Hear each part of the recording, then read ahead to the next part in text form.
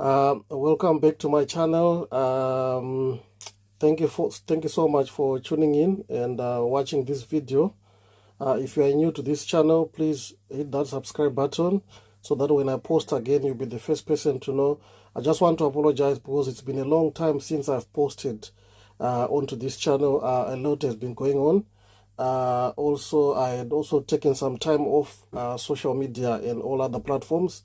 But now I'm back again and I'll be posting videos on a weekly basis going forward, really.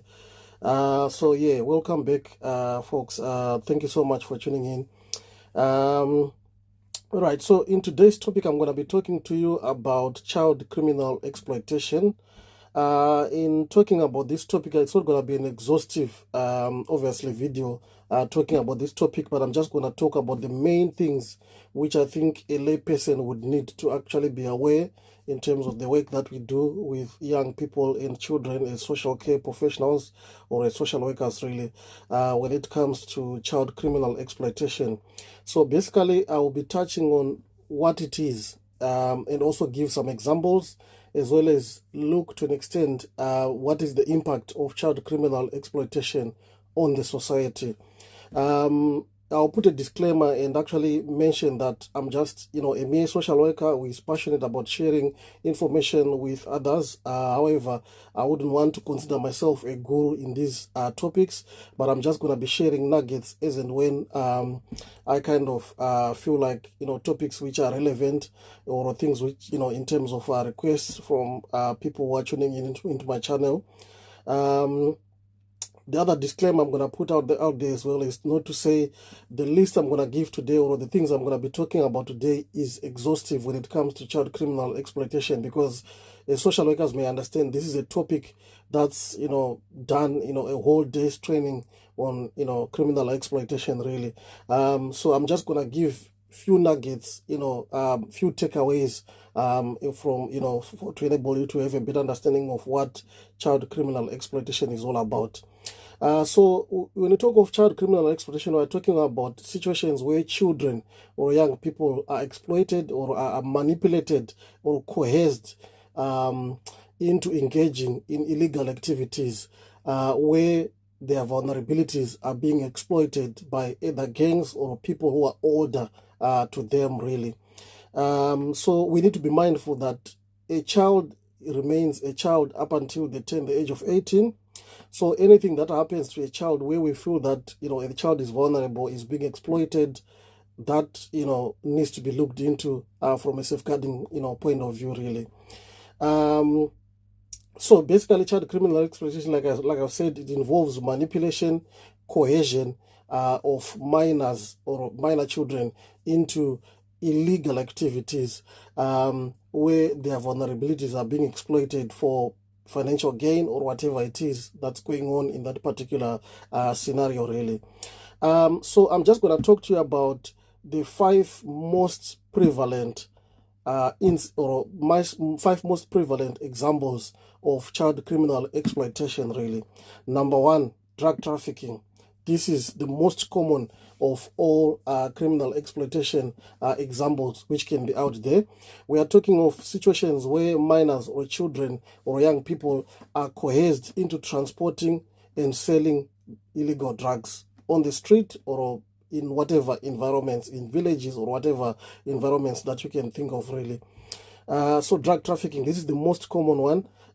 You will find that British Transport Police often do, send in referrals of children that they would have suspected that, they are maybe being used for drug trafficking or illegal, activities, really. So you will find that this is one of the most common forms of child criminal exploitation which is out there, really.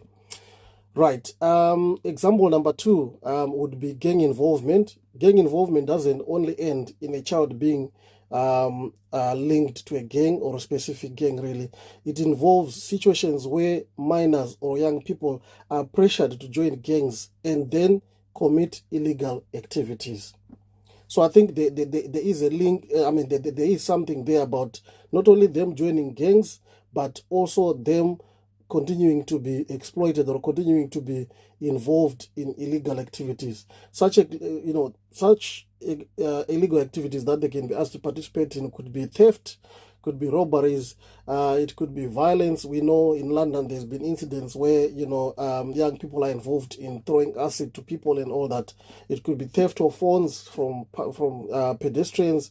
It could be theft from shops and stuff like that. So that's also part of, the bigger problem that, we kind of deal with in terms of young people being involved in gangs, really.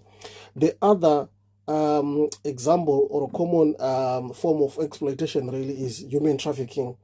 Here we are talking of children being coerced or deceived into participating in activities like prostitution, forced labor, as well as domestic servitude, where young person is meant to be doing activities which may possibly be beyond their age, where you have got young girls being coerced or being forced into illegal activities like prostitution, as well as forced labor. Really, forced labor might be linked to issues around drug trafficking as well, because it's not always the case that they actually do it with their own volition or whatever it is, but sometimes they may actually be forced into those activities because they are owing money or they are owing whatever they are owing to these gangs or to these adults who are surrounding them. Right, moving on to the fourth and another common example or a common form of exploitation is county lines operations, really. So when you talk of county line operation, this is where young persons are groomed to transport drugs from urban areas to other parts of the country, mostly villages or rural areas or other smaller towns, where they will be expected to be selling these drugs or expected to be delivering these drugs to other people, really. So this is also one form of child criminal exploitation which is prevalent out there. And then the last one, which is to an extent linked to number 2, which I spoke about gang involvement, is theft and burglary. This is where minors are manipulated or coerced into stealing goods and committing burglaries, whether it could be in households or whether it could be in shops or whether it could be in any other setting that you can think of. Usually theft and burglary is linked to the example which I gave on example number 2 around gang involvement. So these are some of the most common forms of child criminal exploitation which is out there. Like I said, this is not going to be an exhaustive list, but I'm going to be touching on the few nuggets which I think would be useful for a layperson or for some professionals who are involved in such kind of cases, really.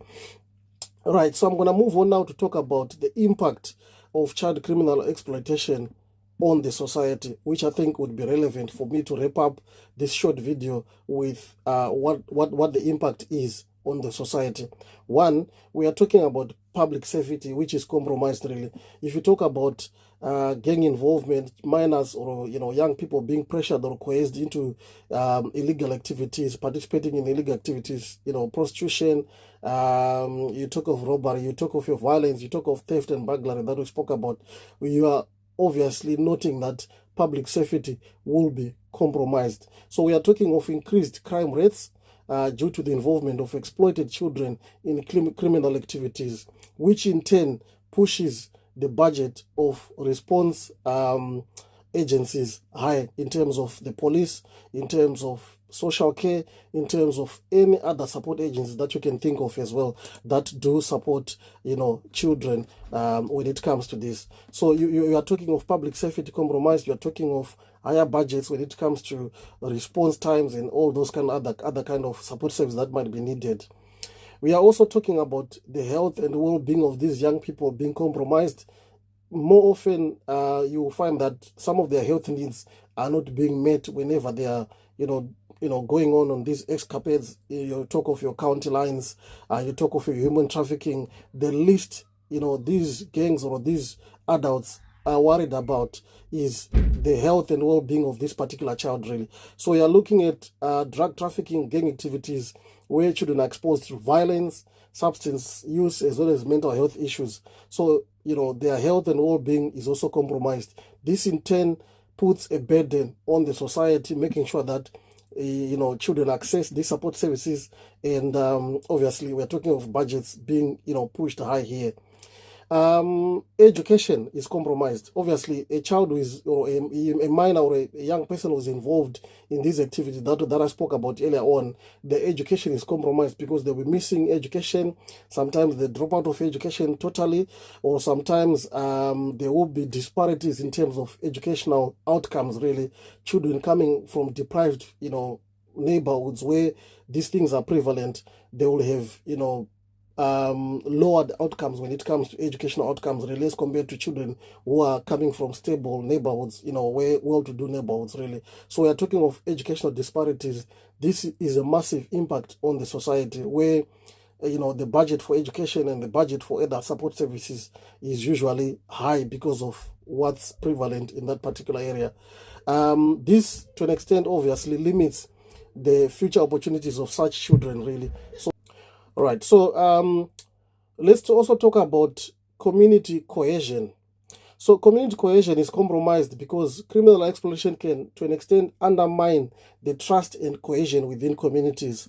And it also brings an element of fear and instability in communities where this thing is actually, prevalent. Talk about depreciation of house prices, talk about anything that you can, think about in terms of how, communities are compromised when it comes to issues around, child criminal exploitation as well. And then we can also talk about economic costs. We are talking of, I spoke about this already when I talk about public safety, higher policing budgeting, higher healthcare budget, higher social services budgets, and also, all this is done in an effort to try to address the consequences of child criminal exploitation and also to make sure that children involved in such activities are adequately supported. So I think it's really important to make sure that when it comes to child criminal exploitation, we kind of nip it in the bud. When concerns are raised, all agencies, are hands on deck in trying to support such minors or such young people not to continue to be in this, predicament, really. So in conclusion, I would say, child criminal exploitation requires what I would say a multi-agents approach or a multifaceted approach involving, obviously, law enforcement, social services, education, youth offending teams, community leaders, faith leaders, and so forth, in ensuring that victims are fully supported and children who are also exploited are adequately supported, and as well as the adults who are exploiting them are adequately prosecuted, and everything works well at the end of the day. Thank you so much. I hope with these nuggets you've gained a few bits from my presentation today. If you haven't subscribed, please subscribe to the channel so that when I post, you'll be the first person to know. Thank you so much for watching this video.